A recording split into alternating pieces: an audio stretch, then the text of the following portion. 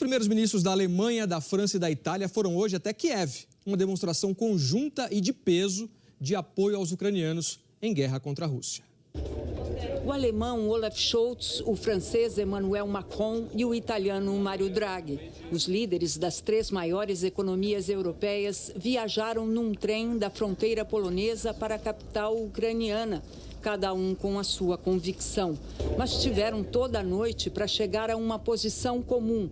Os 3 se reuniram na cabine do presidente francês. Scholz pressiona para que a Ucrânia negocie e Draghi defende que não pode haver uma paz imposta. A viagem levou semanas para ser organizada, com os 3 líderes tentando superar as críticas do governo ucraniano. Kiev acusou a França, a Alemanha e, em menor grau, a Itália, de serem lentas para entregar armas e de colocar a sua própria prosperidade à frente da liberdade e segurança da Ucrânia. A primeira parada do trio europeu foi Irpin, ao norte de Kiev. Escoltados pelos militares, vestidos de terno, sem nenhum equipamento visível de proteção, os líderes foram cercados por soldados e caminharam pelos escombros da cidade. Irpin, que tinha uma população de 62 mil habitantes antes da guerra, foi um dos principais focos de combate, até que as tropas russas se retiraram sem conquistá-la e foram intensificar a ofensiva no leste. A Ucrânia afirma que a Rússia cometeu atrocidades em larga escala ali. A Rússia nega. Aqui é um lugar de destruição, mas também de esperança. Muito do que me disseram é sobre o futuro e a reconstrução.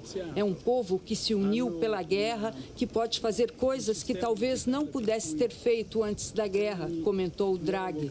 Macron falou sobre os crimes de guerra que teriam sido cometidos em Irpin, Bucha e outras cidades. Depois dali, os 3 visitantes se encontraram com Volodymyr Zelensky em Kiev. O ucraniano agradeceu a solidariedade e repetiu dessa vez, frente a frente: "Eu luto todos os dias para que a Ucrânia consiga as armas e equipamentos que precisa." Os Estados Unidos anunciaram mais uma ajuda de $1 bilhão à Ucrânia. Na próxima semana, a União Europeia deve discutir a tentativa de Kiev de se juntar ao bloco de 27 países, algo que as maiores nações europeias não têm acolhido com tanto entusiasmo. Os 3 líderes de países fundadores da União Europeia vão dar o seu apoio a Zelensky, mas devem pedir ao presidente ucraniano que faça alguma concessão para negociar com a Rússia.